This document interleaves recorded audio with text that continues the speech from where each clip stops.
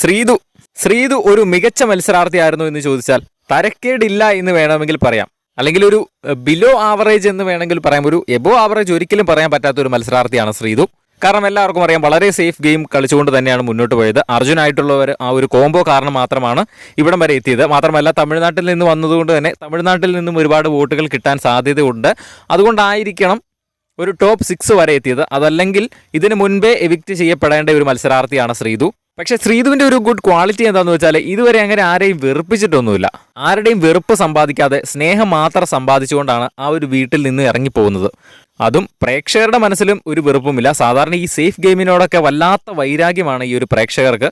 പക്ഷേ ശ്രീതുവിനോട് ആ തരത്തിലുള്ള ഒരു നെഗറ്റീവ് ഇമേജ് ശ്രീതുവിന് ലഭിച്ചിട്ടില്ലായിരുന്നു. അതെന്തായാലും ശ്രീതുവിൻ്റെ ആ ഒരു വ്യക്തിത്വവും ആ ഒരു പോസിറ്റിവിറ്റിയും ഒക്കെ ആയിരിക്കാം. എന്താണെങ്കിലും നല്ല ഭാഗ്യമുള്ള ഒരു മത്സരാർത്ഥിയാണ്. കാരണം വലിയ പെർഫോമൻസ് ഇല്ലാതെ ടോപ്പ് 6 വരെ എത്താൻ പറ്റി. അതുപോലെ തന്നെ പ്രേക്ഷകരുടെ വെറുപ്പൊന്നും സമ്പാദിച്ചില്ല. കോംബോ ആയിട്ട് കുറച്ച് നല്ല മുഹൂർത്തങ്ങൾ കിട്ടി. മൊത്തത്തിൽ ഹാപ്പി ആയിട്ട് തന്നെ ഇറങ്ങി പോകേണ്ട ഒരു മത്സരാർത്ഥിയാണ് ശ്രീതു. ഒരുപക്ഷെ ടോപ്പ് 6-ൽ ഇന്ന് എവിക്ഷൻ നടന്നില്ലായിരുന്നുവെങ്കിൽ ശ്രീതുവിന് ഉറപ്പായിട്ടും ഒരു നെഗറ്റീവ് ഇമേജ് വന്നേനെ. കാരണം ടോപ്പ് 6-ൽ അർഹരായിട്ടില്ലാതെ ഫൈനൽ വേദിയിൽ നിന്ന് കഴിഞ്ഞാൽ അത് വളരെ നെഗറ്റീവായ രീതിയിൽ എന്തായാലും ശ്രീതുവിനെ ബാധിക്കും. വളരെ മോശം കളിയായിരുന്നു, എന്നിട്ടും ഫിനാലെ വരെ എത്തിയില്ലേ എന്നുള്ള ഒരു പേരുദോഷം ശ്രീതു തന്നെ കേൾക്കേണ്ടി വരും. അതുകൊണ്ട് ശ്രീതുവിന് ഏറ്റവും ബെറ്റർ ഈ ഒരു തലേ ദിവസം തന്നെ ഇറങ്ങി പോവുക എന്നുള്ളതാണ്. അതുകൊണ്ട് തന്നെ ശ്രീതു ഏറ്റവും ഭാഗ്യം ചെയ്ത ഒരു മത്സരാർത്ഥിയാണ് എന്ന് ഞാൻ പറയും. മാക്സിമം നിൽക്കാൻ പറ്റുന്നത്രയും നിന്നു. എന്താണെങ്കിലും